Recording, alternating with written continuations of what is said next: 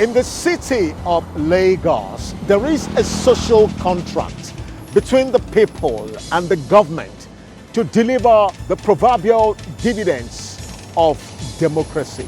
Obviously, Lagos is working. Lagos is progressing.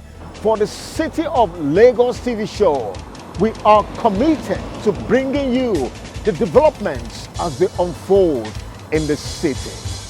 Thanks for joining us.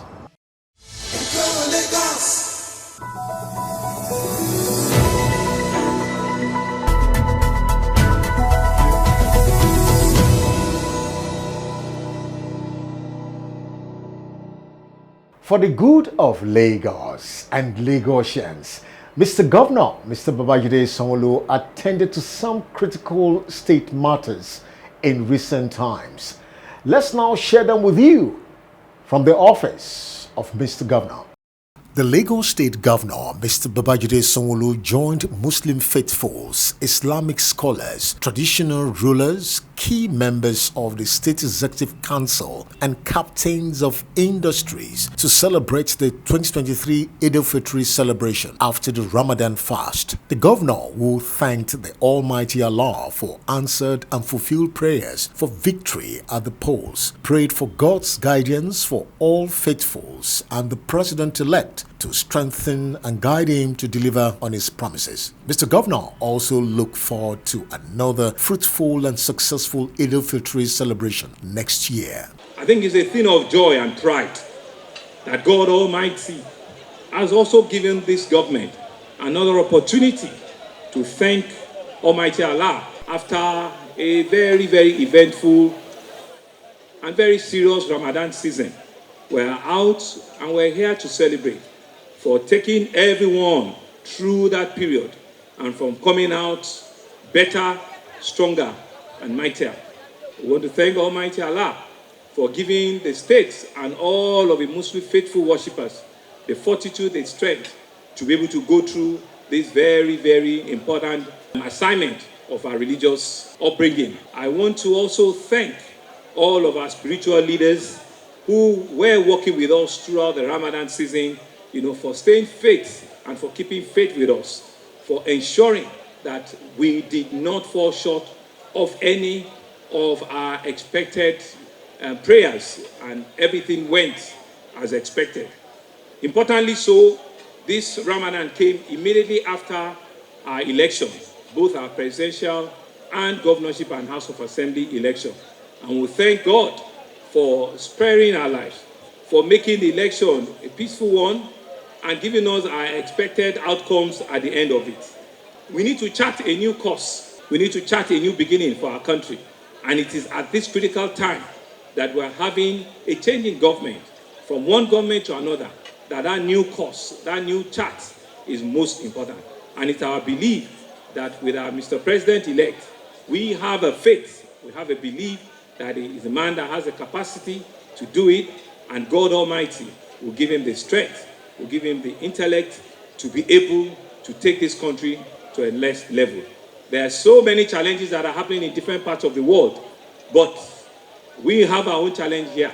But God will make everything go peaceful for each and every one of us, and it will be a good blessing. I want to also thank all of our faithfuls, all of our friends, the judiciary, the House of Assembly, and all of our captains of industry that have also joined us at this year's celebration. That we do not take it for granted, but that as you have joined us this year, you will also have the ability to join us next year. And God will preserve your lives. God will save all of us, and we'll be able to have another Eid al-Fitr celebration come this time next year.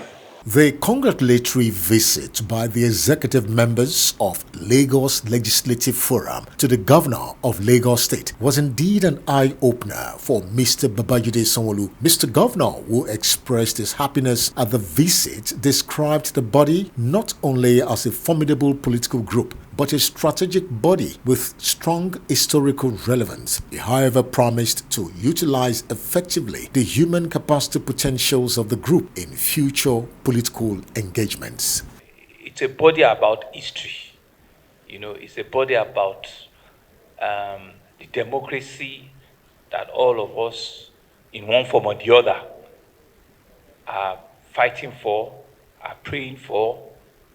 And they said that a people without history are a forgotten people. I mean, coming in here, seeing some of the faces that I know very, very well, I felt truly, truly elated and very happy. You are the ones that were in election with a governor at one point in time or the other.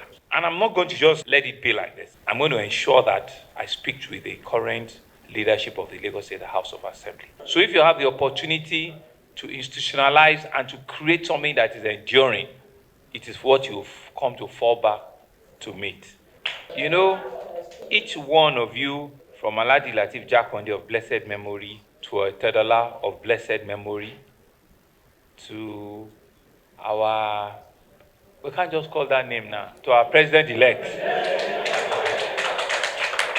you know, and to our evergreen Babatunde Raji Fashola, to our enviable predecessor, Mr. Akinwumi Ambode, and to my humble self, I think it's a body that as a governor we need to continue to be proud of. Because at one point in time, you have helped to fashion the success of those governors. But I'm happy that even without knowing that some of this formidable body was available, that I was able to pick 2, 3 of you. What has happened today now is that I have a bigger basket to pick from. The Lagos State Governor, Mr. Babajide Sanwo-Olu, recently received the management of a newly licensed commercial bank by the Central Bank of Nigeria, Optimus Bank, on a courtesy visit led by its Managing Director CEO, Dr. Demola Odeyemi, at the Governor's Marina office in Lagos. Dr. Odeyemi hinged the purpose of the visit to Mr. Governor on building a sustainable partnership with the Lagos State government. Congratulate you on your re-election. It was a battle that was well fought, and we're happy about the results. We just want to introduce ourselves to you. We are a new bank. This is myself and my team from Optimus Bank. We got licensed just last year, October. We commenced the process 2 years ago, 2021, and we're quite fortunate to be licensed by the Central Bank. We have a national banking license, which was issued to us October last year.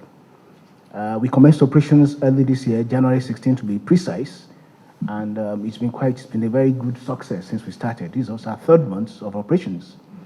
We are very experienced bankers. I've known the governor for many years, although he doesn't know me, but I've known him very, very well for many years. And when I look at the governor's team, Sami and I started our career together at Athanasin years ago. Yomi has been, so I've known quite a lot of people around there. We've been together, and we've been Lagos State, supporting Lagos State in all areas where we can. At Optimus Bank, our objective is to give back to society and support the society as much as we can. Though we are new, we're just starting, but the ambition is quite big. We believe that there are opportunities for us to support the ambitions and the activities of Lagos State government into the future. And that's why we are here today to say, sir, we are here at your beck and call. We appreciate what you've done so far. We know that there's still a lot to be done into the future. And we believe that we have what it takes, given the experience and the competence on our own side, to support the government. So in summary, greet you, congratulate you, and introduce ourselves to you to let you know that we are available to support the regime, and all we can do, just let us know. Give me a call. Give any of my guys a call. We'll be ready to do our best to make sure that we support you in achieving your objectives. Thank you so much, Mr. Governor.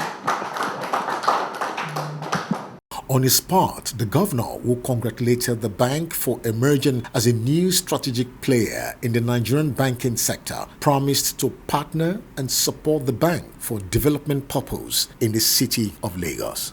First is to congratulate you, to congratulate your board, to congratulate your new management and the staff of Optimus Bank.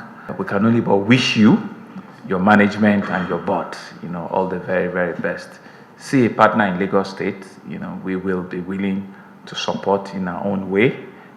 We usually on the other side of the balance sheet, never having, liquidity that is waiting, but always being good assets curators. So and then for as long as, you see the benefit that we can bring in, we'll be willing to do it. But if you also have a strong customer base of collections, the accountant general can look at you, and say that, okay, let them grow for a few days before, they move funds. But it's okay, right? We'll be watching you, and we'll be hoping that you can, in the shortest possible of time, stamp out your name in that sector. It's not fully crowded. You know it that once upon a time we had over 120 banks. So if you have only 40 something or 50 something here, for the size of the GDP of the country, well, it's still not out of place. So we want to thank you for coming. We want to wish you all the very, very, very, very best. And we'll say that, we will continue to just be open-minded and see what level of business, if you want to do with us, that we can help you take on board. And we're here to support you. The management of EcoBank PLC, led by its managing director, Mr. Bolaji Lawal, paid a courtesy call to the Lagos State Governor, Mr. Babajide Sanwo-Olu, to congratulate him for his victory at the elections and to equally assure him of the bank's commitment to support and partner with the state government. The first one, which is the most important, is to also come here to congratulate the governor and the entire team on the re-election. We believe that it just is a testament to your impact and the positive leadership style and all the successes of the administration so far. And we would like to commend you for all the work and also reassure you that we're here in our own little way to also support in all your initiatives going forward. So that's one. I'm new in EcoBank, but looking at the history and the discussions we've had, and we've benefited from the support of the government. So the second reason why we're here is to also say a big thank you to you. We obtained your support for the development of our head office. We're extremely grateful. It has helped the business in terms of projecting us in a positive way. And we also have so many accounts from the government. And we also appreciate that opportunity to serve and to also build a win-win relationship. The final reason why we're here is that we also recognize that going forward, there's a lot more to achieve, particularly given the impact and the size of Lagos State, the most vibrant state in Nigeria. We know that you have a lot of goals, aspirations for the growth and development of Lagos State. And even though we're a medium-sized bank today, we can benefit from the connectivity of the group. And we just want to signal that like where I schooled, it says once the call is sounded, let's be there. So we're here to say that we're on standby to do more if given the opportunity. And on an unrelated note, we would like to talk about an event which we were able to bring down to Lagos State. The Economics, which is a leading publication from the United Kingdom, is doing a launch for a book called The Year Ahead. And it's just to showcase Lagos and Nigeria. And they would like to seek your consent to be the keynote speaker to launch a publication called The Year Ahead, the 2023 version. It's by the Economics, and I think that it will be a very positive thing for the governor of Lagos State to launch this on behalf of Nigeria. So that's the second reason why we're here, to seek your support to launch this publication, which is also geared towards promoting Lagos and businesses operating in Lagos in a positive light going forward. But generally, we would like to say that we appreciate the support from Lagos State, and we hope that we can do more if given the opportunity. Mr. Governor, on his part, assured the team of his government's desire and willingness to expand the window of investment transactions within the bank. Lagos is home to almost all of the financial institutions, and we continue to accommodate as much as we can. And really, it's a function of how well you want to play. Our needs are there, our appetites are always growing, and we can always demonstrate what those appetites are meant for. We've continued to show capacity on our own part that we're a very reliable, responsible corporate organization, as we can use those words. And so we will always want to deepen our banking relationship at all times, and that's why the team is, accountant general and finance and all of them.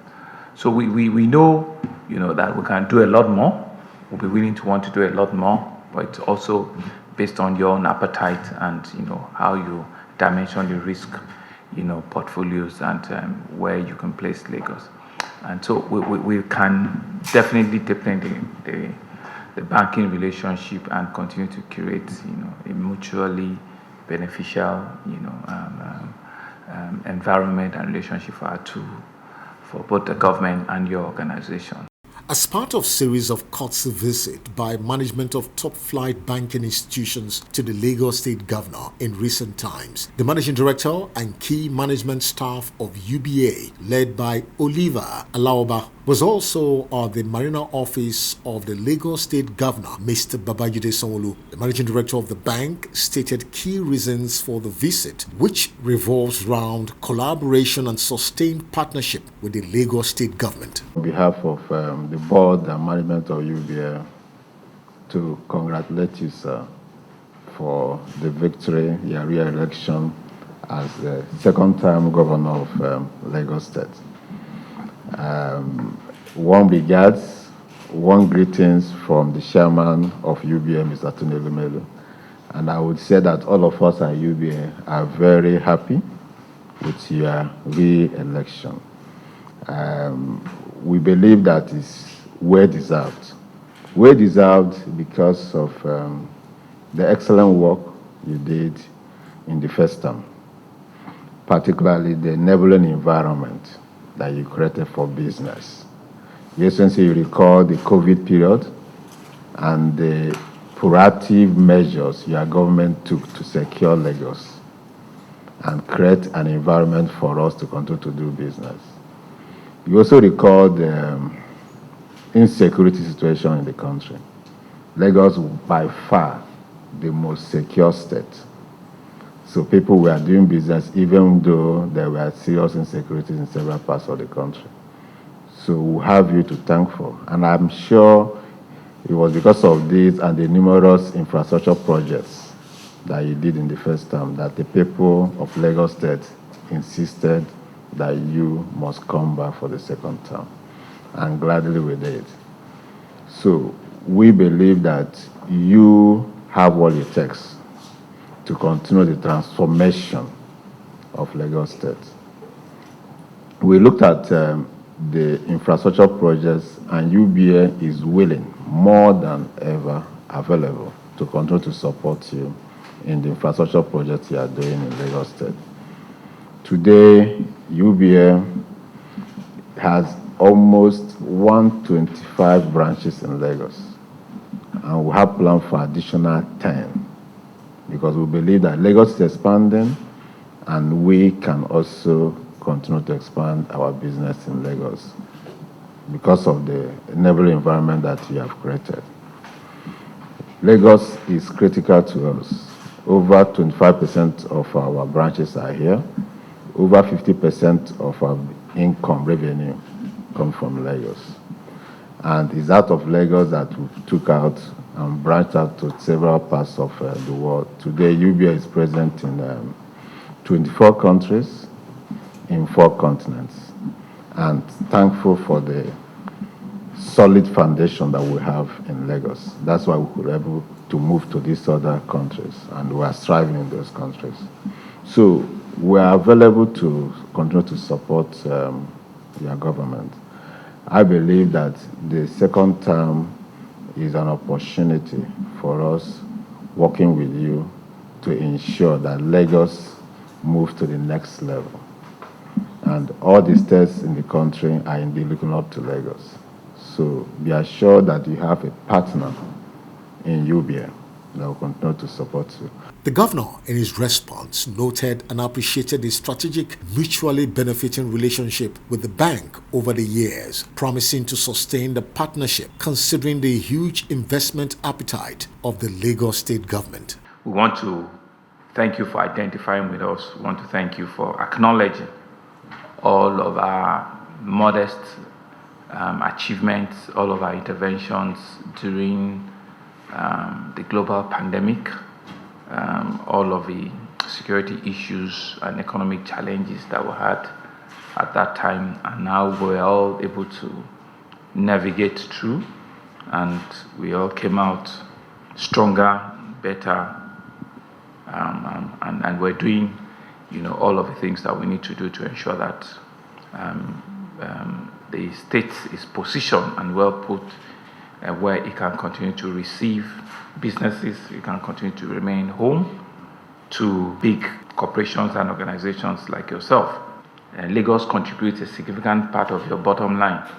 We are not a key man risk, but it's something that we will take back and we'll analyze and we'll see what percentage of your CSR gets back to the community that lays the golden egg and that continues to create that. We are not asking for too much. We're just asking for a fair, very, very fair share. And that for us, it's important because you know that the challenges of governing, running in a massive city like this is real. It's not lost on all of us. And we need strategic partners like yourselves. We need well-rounded corporate organizations like yourselves who see, our effort and who want to complement in various roles. I dare say that UBA has always led in that. It was in the same seat during COVID that your predecessor gave us a fact heap check, during COVID, that you supported us. And your chairman is a friend in the house, UBA, and everything around UBA continues to, be very, accommodating of ourselves. So it's a relationship that we cherish, we acknowledge, but we can also further deepen it. And finally, from the governor's office, the recent building collapse at Banana Island in Lagos was indeed a source of worry for Mr. Governor, Mr. Babajide Sanwo-Olu, when he visited the site alongside executives of key agencies. Speaking to newsmen after a thorough inspection of the site and the island, Mr. Governor acknowledged professional lapses and negligence on the part of property building firms and some regulatory agencies of the state, promising to intensify effort to avoid a reoccurrence. We've given an order to stop work, not only at this site, but in all of the construction sites in Banana. And I think the exercise we're doing today is not just about this location. You've all seen the extent of what I would call unapproved extension into the water at the back of each of the land that is abutting a water. You can see that the original line for Banana Island is even not where we are. It's way in front there. And you can see that there's been several extensions that have been granted by both the Federal Ministry of Works, and Housing and NIWA. These are the two federal agencies that have been culpable for those extensions. They've done these extensions even without our knowledge. And we have responsibility for building approvals and the rest of it. And from what I've been told, all of the 4 buildings at the back, they never even applied for approvals. So the illegality is real. And so that's why we're going around other properties in Banana. The excuses have been given that they don't have access and the rest of it. It's not acceptable. This is a total recklessness of all of the developers, and we will make a strong point out of this place and all around Banana and other developments that we have. And the officers that we also found culpable will similarly be sanctioned, if any.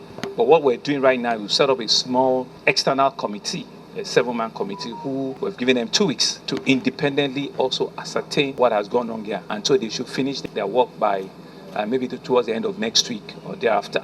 And so this will also further strengthen our hand, to be able to come up with a robust, work plan that we can, enforce going forward. On all of these places, it's heartbroken each time we have to go through this, and it shows sometimes how irresponsible, both developers, some of our citizens that just want to make quick money, And of course, our own officers who are also not alive to their responsibility.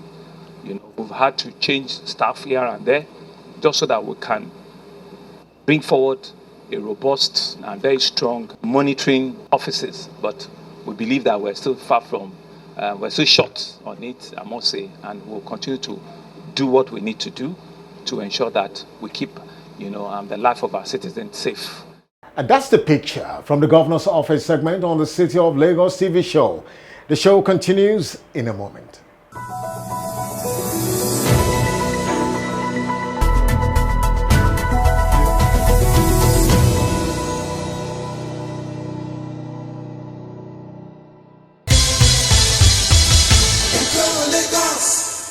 You're still watching the City of Lagos TV show. You're welcome to another interesting, informative and educative platform talking about Health Lagos on the City of Lagos TV show.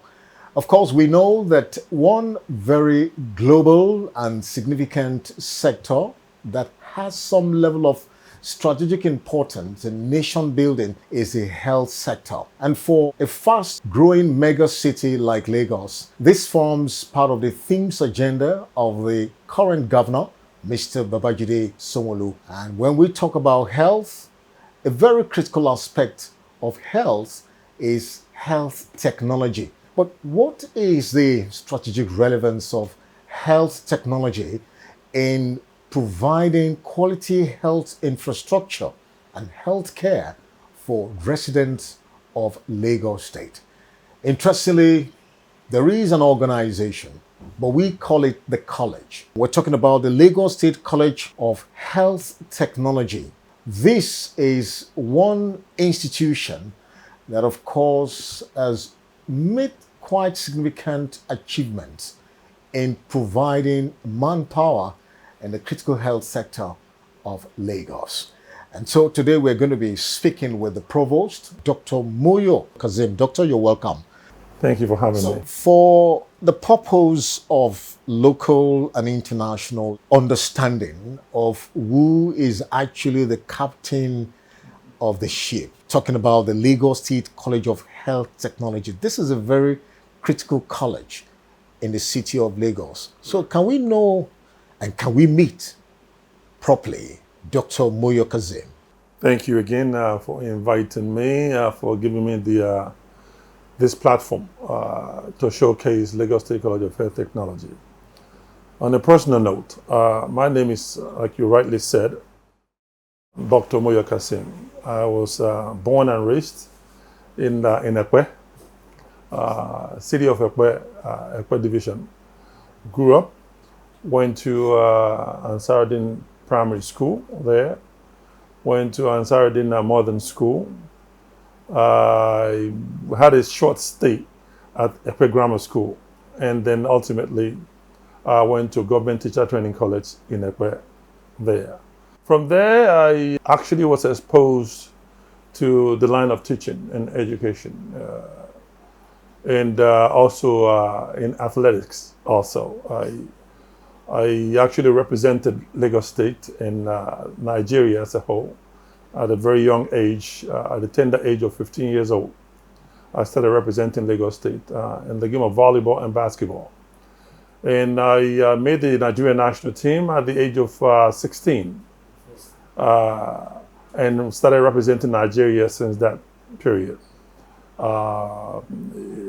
Even when I was in the Teachers College, and we have international engagement. We will go outside the country to represent Nigeria and then come back, and all the classes and lectures I've missed. My principal at the time will organize, special lectures for me and then make up exams and things like that. So I've been in the business of giving back to my state and my country at a very tender age. Even when I had the opportunity not to travel to the United States to further my education, I always get re-invited back to the country to represent Nigeria at Commonwealth Games, All African Games, and other international competition.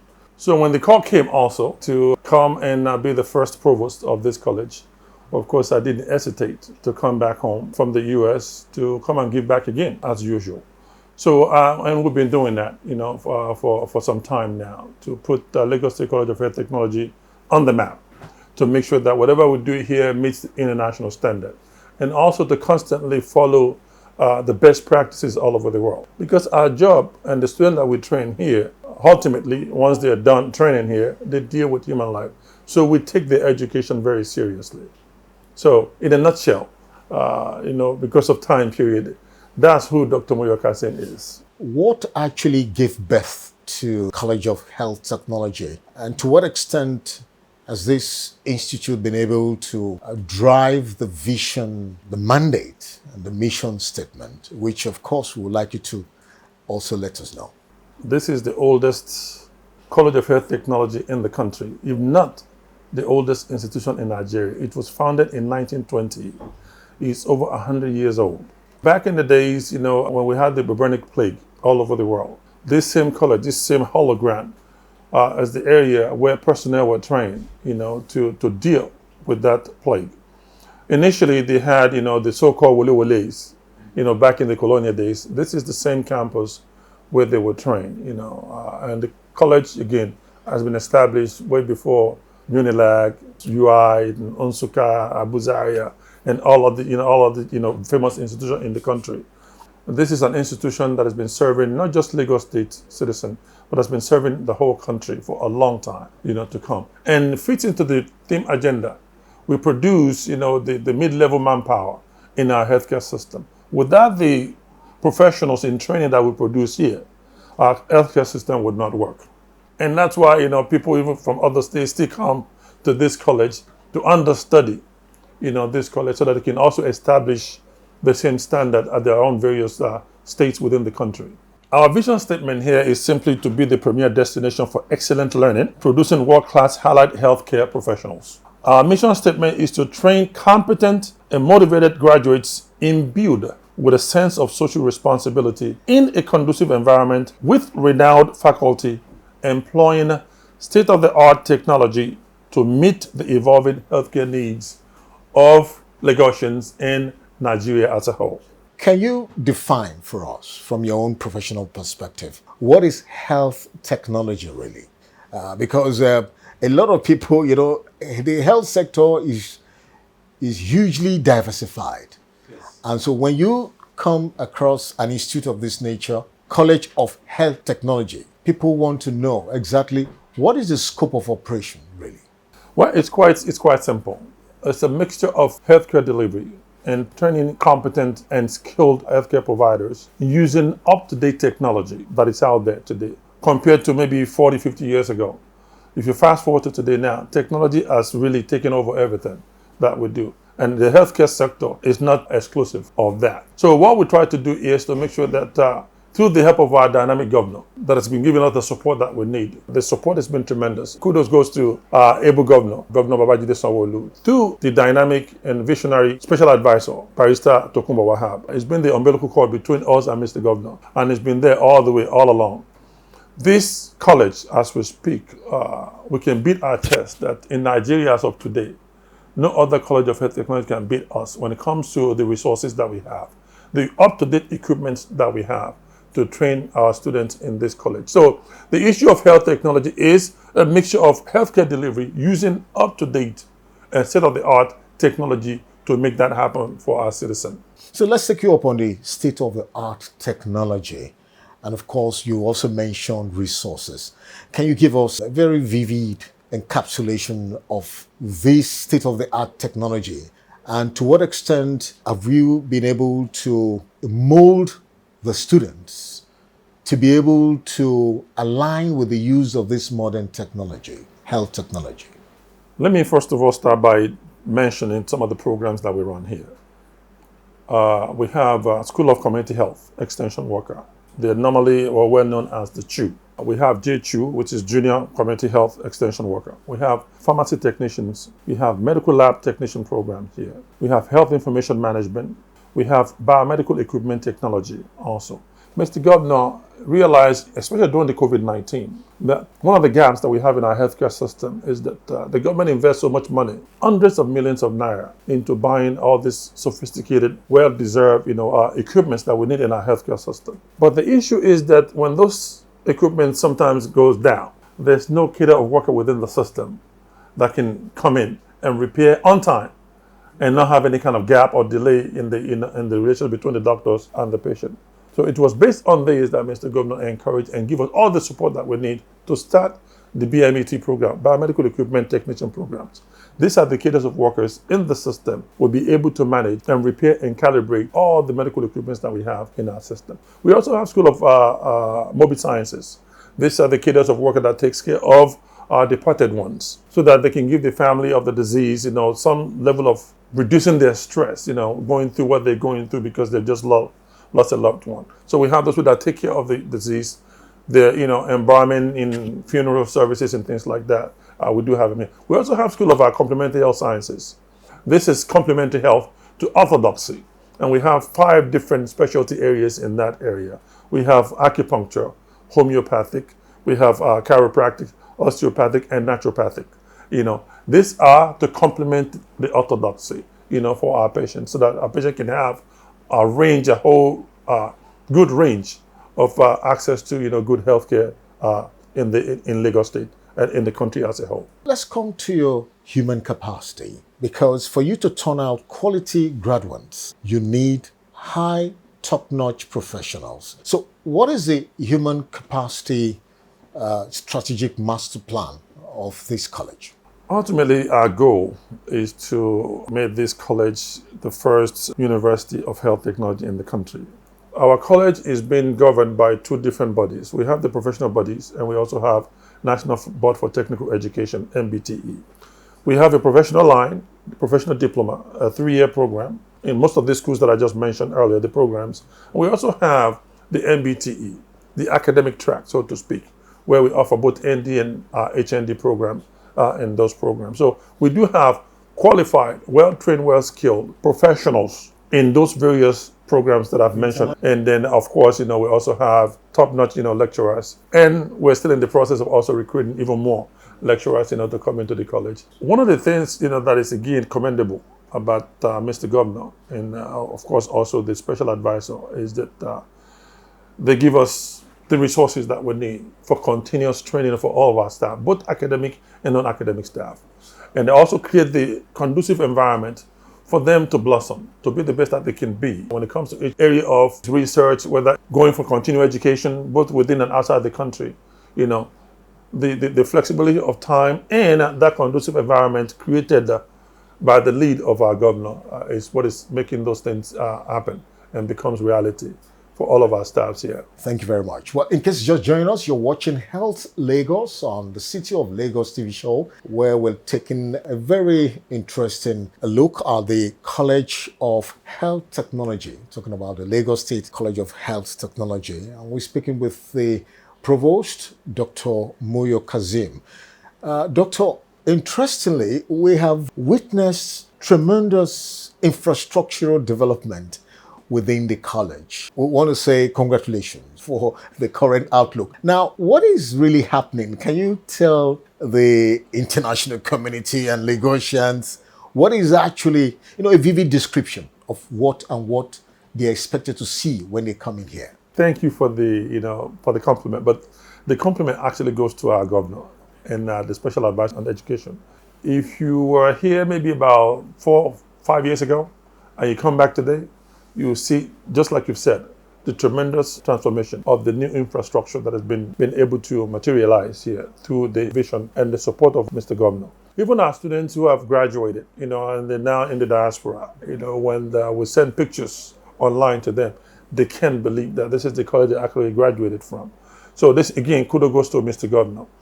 Lagos is growing, and Lagos State College of Health Technology is also growing. Just like during our campaign, I would say Lagos Rising. Last Kuwait is also rising. There's a tremendous demand for the programs that we offer here. Like some people will say, our population in Lagos is about around maybe 24 million and still growing every day. So our healthcare system, there's so much demand with that type of population, and a mega city like Lagos is. So there's a huge demand for what we do here. So that's the reason, one of the genesis why Mr. Governor saw it fit that we must improve on our infrastructure. The physical difference that I can tell you, it's quite obvious. We have more lecture hall compared to what we used to have in the past. And we have more offices, and we have more laboratories also for our various programs. But technically, I can tell you that we've truly outgrown this area. Our appeal to Mr. Governor is to please give us a more befitting, permanent, and bigger site. Because as you and I speak and dialogue today, we have over 12, 13 new programs that we know that our healthcare system needs, that we can bring on board right now. But because of the constraint of space that we have in Yaba area here on this campus, we cannot truly bring some of those programs online. One of the achievements we've done and creative way for us to manage, the space that we have here is that we've actually gone online also. Since 2013, we've gone online. So what we do now is an hybrid, so to speak. Our students spend certain amount of time, almost 50% of their time online, and they also come to campus and spend 50% of their time online. This is the creative way we have been able to manage the space and also manage the influx of new students. I remember when I first came here, the college used to admit maybe roughly less than 200 students per year. But now we're in the range of over 800 students. Let's look at the achievements generally.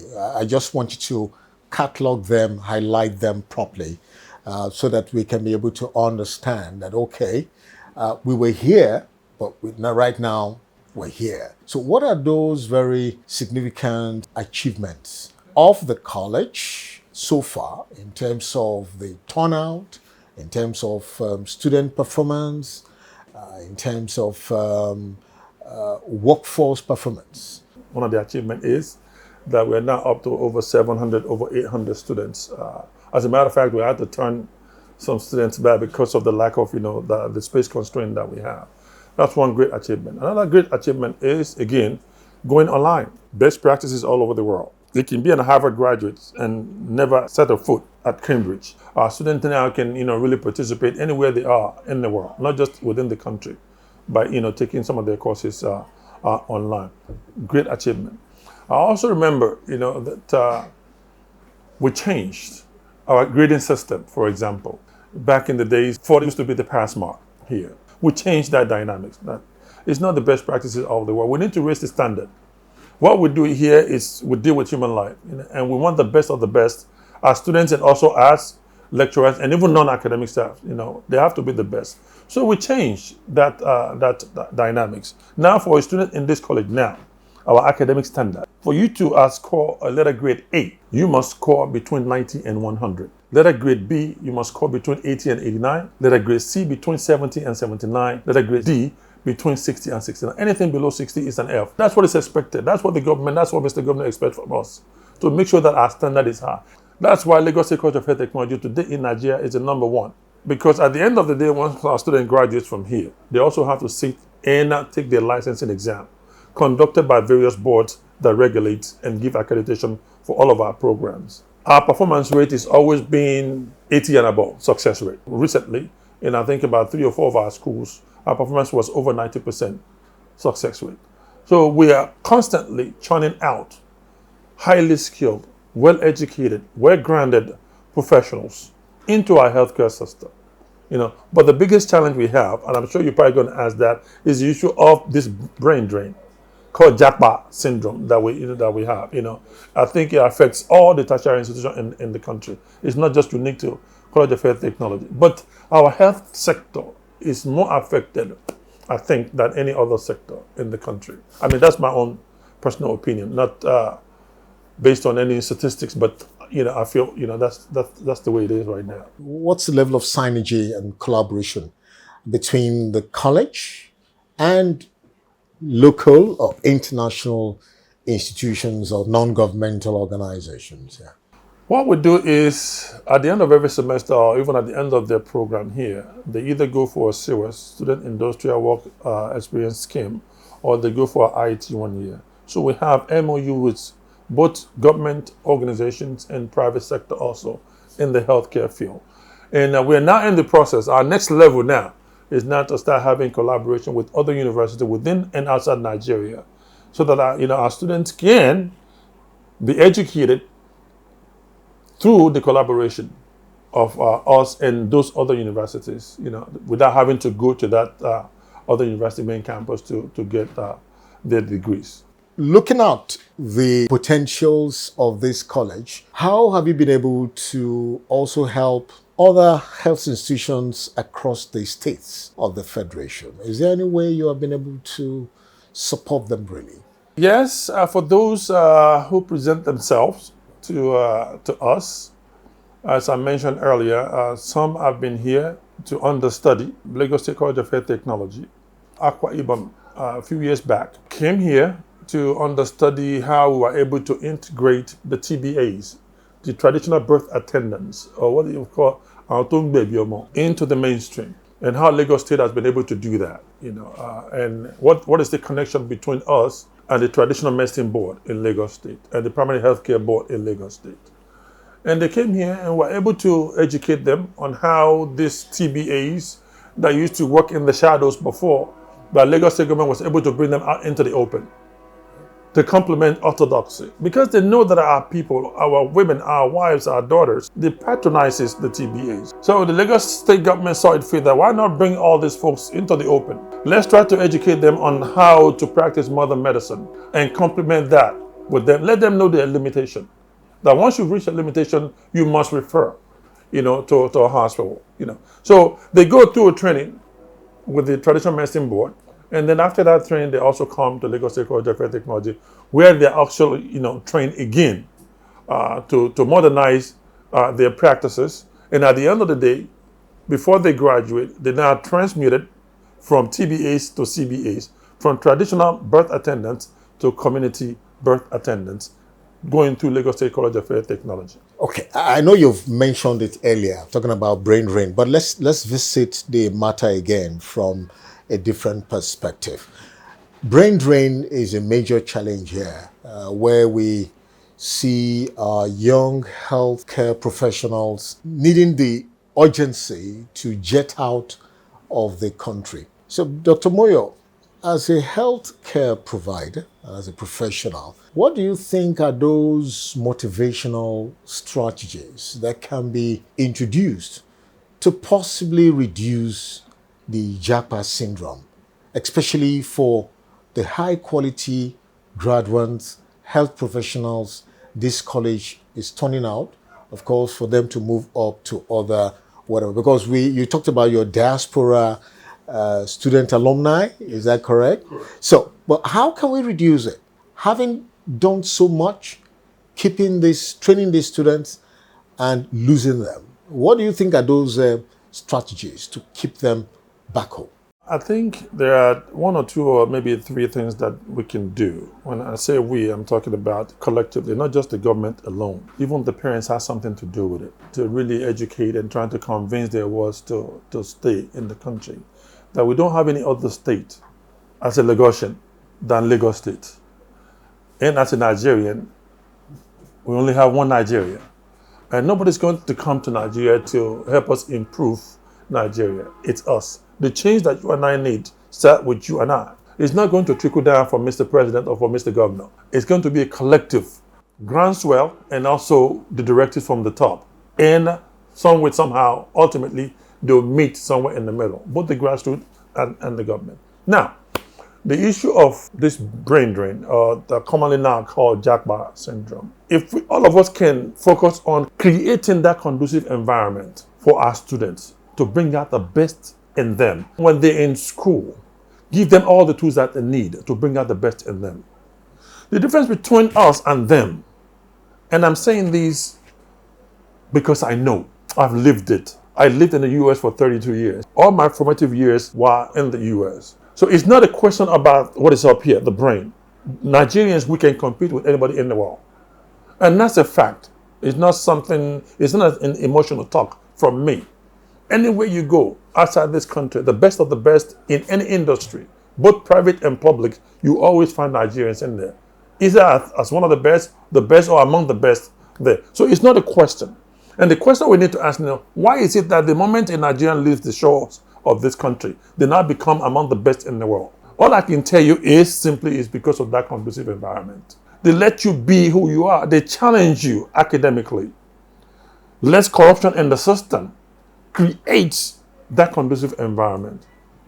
So if our government can find a way to help all the institutions to create that conducive environment, that will go a long way. Number two is the issue of money. When I say conducive environment, it's not limited to just within the four walls of any tertiary institution, but also goes into our economic system. Do we have enough to go by? Are we producing those things enough instead of importation?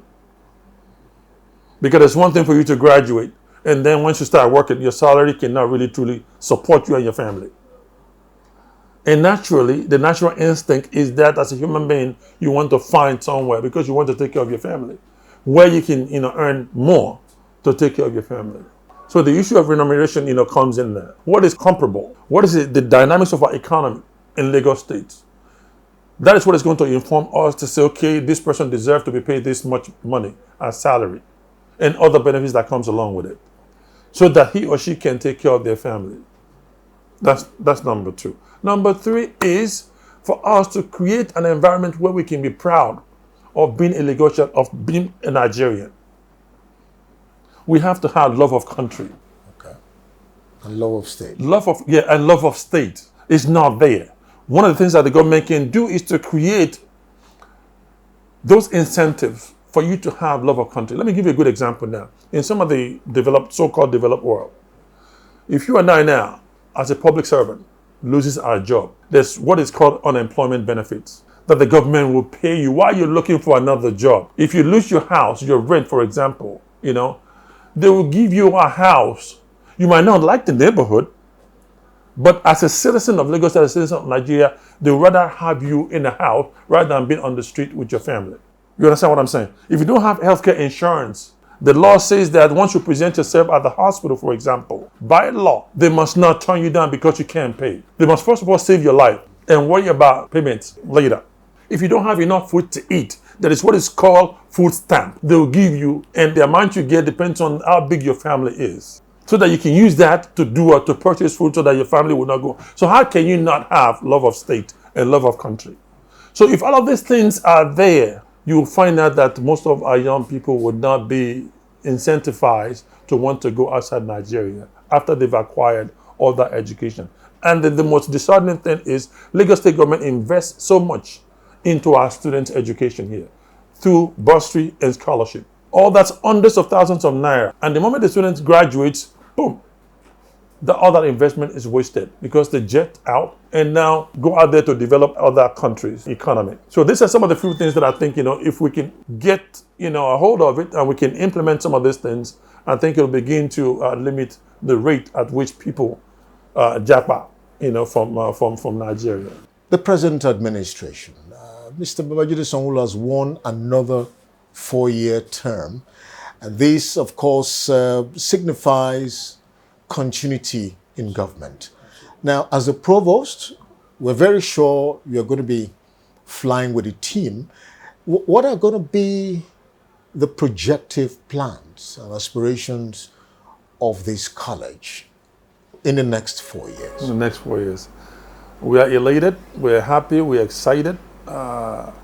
In actuality, in reality, to be quite honest and fair, Mr. Governor, the Deputy Governor also, Dr. Onitsha, deserve second term. They've been everywhere.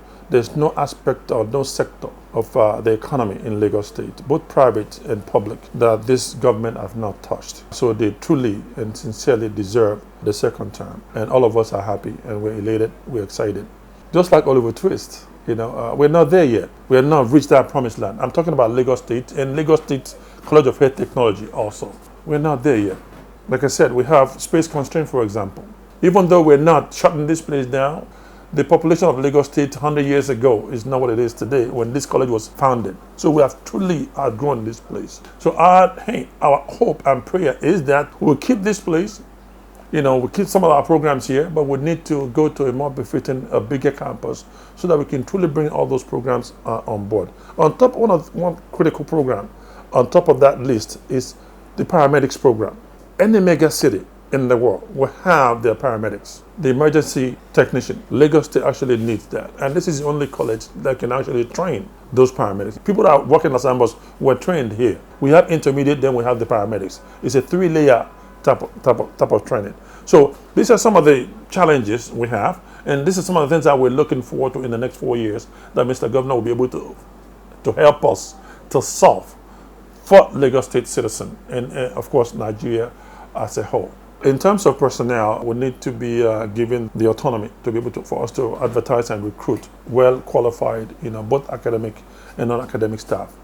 We're in the process of doing that now with the staff. Ultimately, it'll get to Mr. Governor's desk, and I'm sure that Mr. Governor will give us that autonomy. And lastly, yes, the tremendous transformation infrastructure that you've seen coming onto this campus now is not completed yet. It's about 80 to 90% completion right now. So we need Mr. Governor. I know our able special advisor on education is working very hard to make sure that contractors get those few funds needed for them to actually complete this whole place and hand the buildings, to us, so that we can now begin to maximize the use of those buildings. Those are the present issues that we have and challenges that we have currently. So, Dr. Moyo, on a final note, what's your word of encouragement to the students, the workforce, and to Lagosians in general? Well, to my students first, great Nigerian students, great last grade students, great is for them to continue on the journey that they've embarked on, to make sure that they do not lose any focus of the reason why they're here. The number one reason why you're here is for your academics. And you have chosen this field. Not everybody can choose to want to take care of another human being. I commend you, and I'm happy that you have chosen Lagos State College of Health Technology. Please, I'm not saying you should not have a good time. This is the age where you have your good time, but please do not lose focus of the reason why you're here. To our parents out there, I know our culture is that you want your students, once they graduate from high school, you want them to go to university. Please, let us start rethinking. Let them come to Lagos State College of Health Technology here. Be a professional in their field. It does not stop them from going ultimately to university and all the way to acquiring their PhDs at the university at all. But anywhere you go in the world, you'll find those people, our colleges, they are the engine of our healthcare system anywhere in the world. We produce mid-level manpower for all the healthcare system all over the world. Without the people that we train here, our healthcare system will come to a halt. Because naturally, a doctor cannot do the job of an X-ray technician. A doctor cannot do the job of a surgical technician in the surgical room. Same thing applies to all the other professions in the healthcare field. We are the engine of it. Please, take a look at Lagos State College of Health Technology, send your word here, and before you know it, they'll be done and will be highly skilled.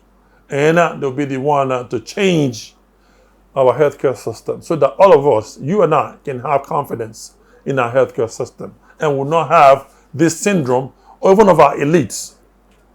Whenever they have a headache or a stomach ache, the first thing they look for is their passport. They want to go and seek medical help somewhere else outside Nigeria. Why is that? It's because they don't have confidence in our own healthcare system here. We are the one that need to start changing that thinking, that paradigm. We need to have that paradigm shift. Please come visit Lagos State College of Health Technology. You can be rest assured that we're doing the right things here.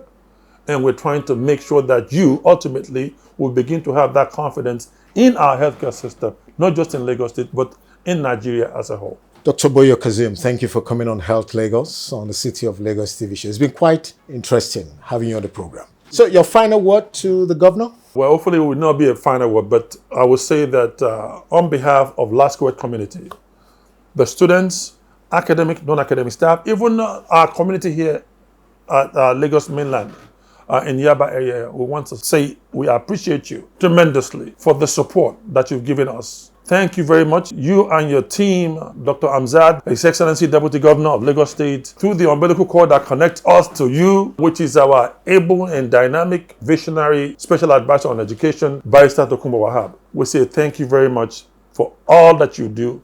Please continue to give us the support that we need. I've said one or two things about some of our challenges, immediate challenges.